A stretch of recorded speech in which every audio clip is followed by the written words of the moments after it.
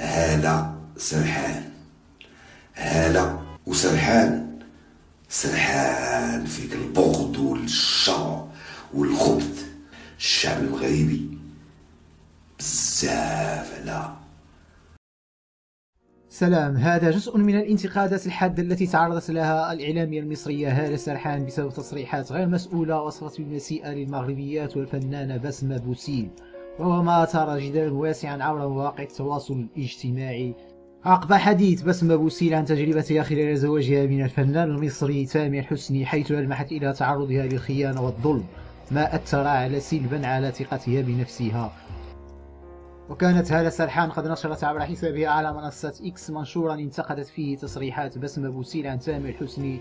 في هجوم غير أخلاقي وصبياني، قائلة: لا يجوز اللعب مع نجم النجوم حبيب الملايين تامر حسني، فاكرة نفسك صاحبة الفضيلة والأخلاق الحميدة، مضيفة: تزوجتيه وهدفك الشهرة لكن كان غيرك أشطر، أنت مجرد فقاعة فرقعت نفسها ويا جبل ما يهزك ريح.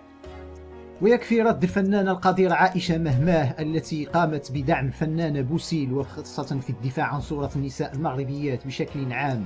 من خلال تدوينتها المطولة على حسابها الرسمي في انستغرام،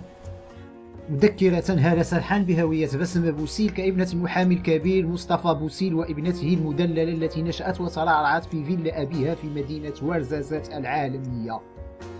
مؤكدة انتمائها إلى عائلة غنية تحترم القيم ولا تسعى وراء الشهرة والمال بأساليب غير لائقة،